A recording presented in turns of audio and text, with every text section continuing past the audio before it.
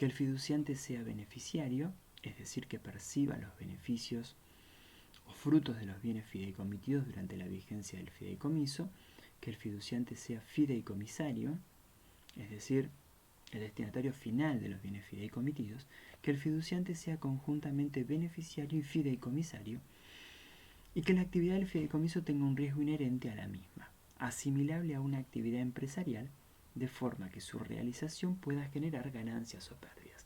Así que vamos a analizar cuántas de las situaciones se dan de estas 4 que se han planteado. Si en el contrato bajo análisis ocurre que se dan en forma conjunta los puntos 3 y 4, es decir, que el fiduciante es beneficiario y fideicomisario, y que la actividad tiene un riesgo empresarial, entonces la contrapartida va a ser un patrimonio neto fiduciario. En los restantes casos la contrapartida va a ser un pasivo fiduciario. ¿Por qué? Quiero volver al caso del patrimonio neto. ¿Por qué tiene que darse esa situación? Primeramente, vamos a hacer la analogía con una sociedad comercial y tratemos de buscar ciertas equivalencias. Podríamos decir que el fiduciante, que es quien hace el aporte, podría asimilarse al aportante de una sociedad, diríamos al accionista. Por otro lado, sabemos que ese accionista en la empresa va a recibir la porción que le corresponde de los beneficios y además el día que se disuelva la sociedad recibirá los bienes remanentes. Si seguimos con la analogía, diríamos entonces que, siendo el aportante, es parecido o es análogo al concepto de fiduciante. Recibiendo los beneficios periódicos es análogo al beneficiario. Y recibiendo la parte que le corresponde de los activos netos una vez que se disuelva la sociedad comercial, es análogo al concepto de fideicomisario. Y la empresa tiene un riesgo inherente por su actividad. Si el fideicomiso también tiene un riesgo, y entonces si el fiduciante es beneficiario y fideicomisario, se me configura una situación donde estoy en presencia, valga la redundancia, de una situación similar para el fideicomiso en este caso, que el de una empresa. Entonces, si la contrapartida del activo aportado a la empresa es un patrimonio neto, la contrapartida al activo fiduciario va a ser un patrimonio neto fiduciario. Es por eso que tienen que cumplirse estas condiciones: ser fiduciante, fideicomisario y beneficiario, más que la actividad tenga un riesgo inherente al riesgo o similar al riesgo empresario. Si no se cumplen todas estas situaciones, tenemos un pasivo fiduciario como contrapartida de los activos aportados. Contabilidad del fiduciante. Podríamos tener que el fiduciante sea fideicomisario, que no lo sea, que sea beneficiario y que el fiduciante sea fideicomisario y beneficiario a la vez.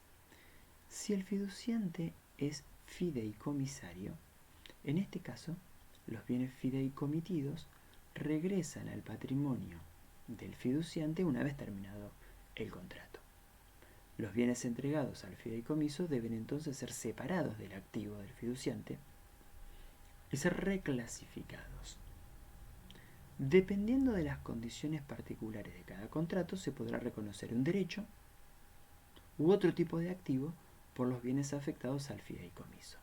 Si los bienes reingresan al patrimonio o reingresarán al patrimonio del fiduciante en el mismo estado que se entregaron, solamente se los va a segregar adecuadamente del activo del fiduciante. En caso que reingresen otros activos en reemplazo de los entregados, o bien los que se entregaron pero transformados, deberá analizarse la naturaleza del proceso de transformación y el momento adecuado para reconocer los cambios en cantidad o calidad de tales activos y sus consecuentes resultados si los hubiese. Entonces, para sintetizar esto, estamos en presencia de una situación donde el fiduciante entrega activos al fideicomiso y va a ser y es fideicomisario, es decir, y va a recibir los activos del fideicomiso. Suponiendo que los recibe exactamente igual, recibe lo mismo que entregó, podríamos pensar que fideicomite una casa para que la alquilen y él no va a percibir los alquileres, solo va a percibir la casa nuevamente cuando se extinga el contrato de fideicomiso. En ese caso no tiene sentido dar de baja completamente el activo, porque sería reconocer un resultado negativo y luego ¿qué reconoceríamos? Un resultado positivo al final cuando lo reciba. A ver, reconoceríamos una pérdida cuando lo creamos y una ganancia cuando lo recibimos, como dos operaciones completamente distintas, cuando en realidad no ocurre ninguna de las dos situaciones porque hay una sola operación. Entonces, no vamos a reconocer pérdida ni ganancia en ese caso.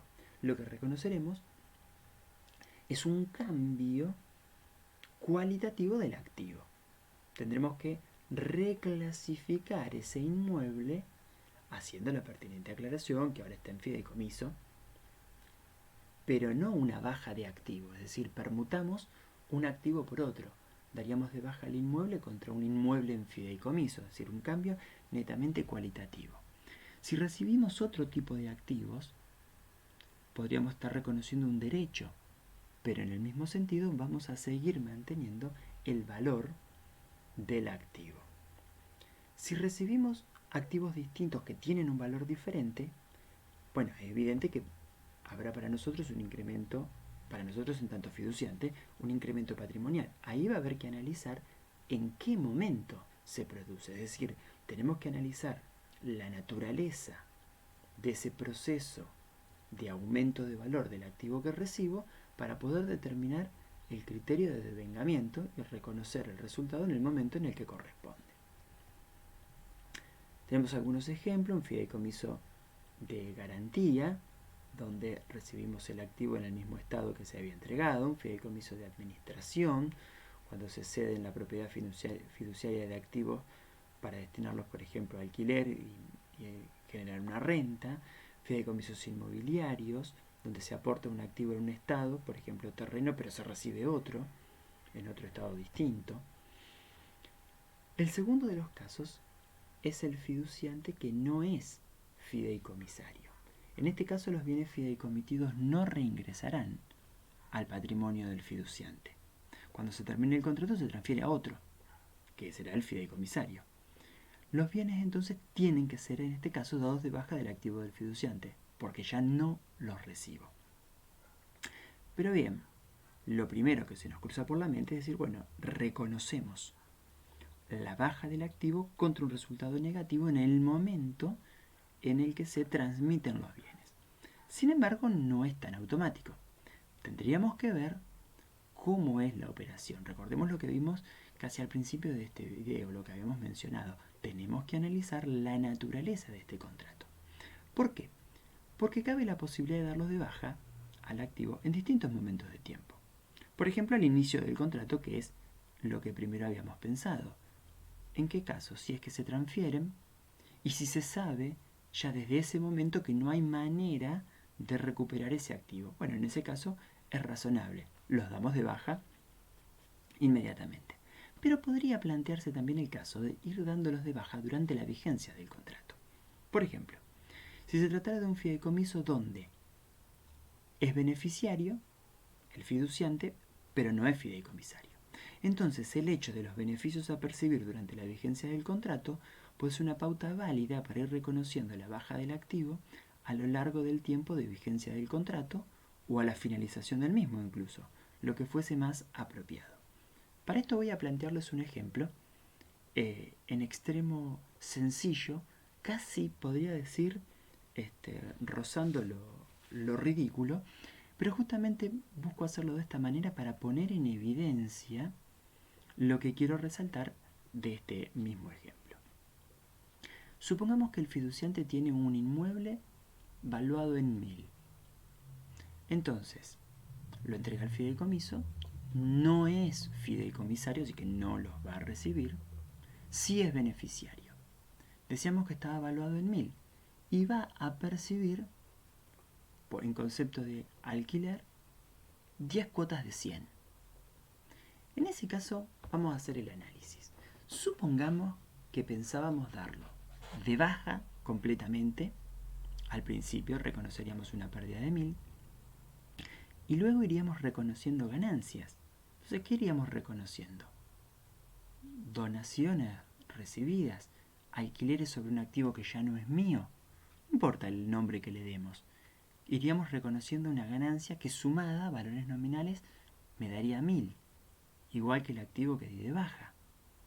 Entonces, ¿tiene sentido reconocer la baja de un activo contra una pérdida y luego ir reconociendo ganancias exactamente por el mismo importe, como si estuviésemos en presencia de dos o más operaciones perfectamente desvinculadas entre sí? No, no es correcto. ¿Por qué no es correcto? Porque estamos, como dijimos hace un momento, en presencia de una sola operación. Entonces, ¿qué sería más apropiado en este caso? Y lo más apropiado sería reclasificar el activo al comienzo del fideicomiso e ir dándolo de baja contra los alquileres que yo estoy percibiendo. De manera tal que no me quedaría resultado. La baja del activo termina siendo igual a los importes que yo estoy percibiendo. Este es un ejemplo solamente que he dado. Por favor, no lo tomen como una norma general de que siempre hay que aplicar esto. Lo que siempre tienen que aplicar o siempre tienen que analizar es la naturaleza del contrato. Justamente no deben encasillarse porque los contratos pueden tener características muy distintas entre sí. Incluso del ejemplo que les acabo de mencionar, podría ser que solamente perciba una parte. Supongamos que hubiese recibido en concepto de alquileres la mitad del valor del inmueble. En ese caso tiene sentido dar de baja la mitad, reclasificar la otra mitad y esa ir dándolo de baja progresivamente contra los activos que recibo. Verán entonces que puede establecerse un abanico de situaciones, pero siempre tienen que atender a la realidad económica, a la realidad subyacente de ese contrato. Bueno, si el fiduciante es beneficiario, en este caso solo tiene derecho a reconocer los beneficios que genera el fideicomiso. El fiduciante, al revestir el carácter de beneficiario, deberá reconocer en su contabilidad los beneficios que periódicamente le irá rindiendo el fiduciario. Con respecto a las bajas de los bienes, deberá analizar de acuerdo a las características del contrato, el momento oportuno para proceder a la misma, que es lo que habíamos mencionado hace un momento en el punto 2. El fiduciante es fideicomisario y beneficiario. En este caso, los bienes, por un lado, van a reingresar al patrimonio a la finalización. Así que ya en principio pensemos que hay que hacer una reclasificación del activo. Pero también, siendo beneficiario, vamos a pensar que va a haber que hacer una imputación de los resultados de los beneficios que genera el contrato y atender a las particularidades del mismo para llegar a su correcto devengamiento. Entonces, reclasificaremos los activos porque van a volver e iremos reconociendo los resultados en la medida que se vayan produciendo. Entonces, tendremos que entender la situación subyacente en ese contrato para poder devengar correctamente. Contabilidad del fiduciario. Bueno, en sus propios libros el fiduciario se va a limitar a registrar las retribuciones percibidas o devengadas por la administración del fideicomiso, a reflejar los gastos que fuesen por su cuenta, si eso está estipulado en el contrato. Entonces, el fiduciario llevará, por un lado, la contabilidad del fideicomiso, que es del fideicomiso esa contabilidad, si bien, obviamente, la va a llevar el fiduciario. Aparte llevará su propia contabilidad. En su propia contabilidad solamente se limitará a reconocer las retribuciones percibidas o devengadas según el caso por el fideicomiso y los gastos que fuesen por su cuenta. En el caso del fideicomiso, del fideicomisario, si fuese un fiduciante o si fuera el beneficiario, ya lo vimos, si el fideicomisario fuese un tercero, entonces lo que tenemos que considerar es cuándo va a reconocer contablemente el derecho a percibir los bienes fideicomitidos que va a recibir al fin del contrato. Recordemos que él no entregó nada y no tiene los beneficios, simplemente se quedará con los bienes al final. Por lo tanto, se considera que incorporarlos a la finalización del contrato con contrapartida en resultados, es el tratamiento más adecuado, porque recién en ese momento se han cumplido todas las condiciones estipuladas por el fiduciante. Recordemos que hasta que no finalice el contrato, el fideicomisario no puede tener esos bienes. No obstante, lo anterior lo podríamos tomar como regla general, no obstante, deben analizarse las características particulares del contrato, dar primacía a la esencia económica de los hechos. Es decir, si por el contrato yo ya encuentro que es imposible que el fideicomiso no reciba esos bienes, si eso está asegurado, si las características de los activos lo hacen posible, podría reconocerse en otro momento previo en el tiempo. Pero son cuestiones muy particulares. Como regla general, recién cuando se extingue el fideicomiso es cuando el fideicomisario tiene verdaderamente la posibilidad de hacerse con esos activos. Bien, tenemos después un artículo de la revista del Consejo Profesional de Ciencias Económicas de la provincia de Buenos Aires, fideicomiso como una herramienta que facilita los negocios agropecuarios, simplemente para que vean algún aspecto práctico del fideicomiso, y en la página 59 encontramos la continuación de ese artículo. Con esto llegamos al fin de la parte teórica del fideicomiso. Verán, no presenta problemas teóricos desde el punto de vista contable. Recuerden que la parte jurídica del fideicomiso solo fue mencionada a título informativo para que tengan una idea de qué es lo que estamos contabilizando o acerca de qué estamos contabilizando. Esto no pretende ser una explicación desde el punto de vista jurídica del fideicomiso en absoluto. Lo que nos interesa es la parte contable. Pero es necesario que conozcamos acerca de la naturaleza y los usos del fideicomiso para poder entender ese contrato y poder contabilizar en consecuencia. En los siguientes días van a empezar a ser subidas las resoluciones de los ejercicios prácticos de fideicomiso.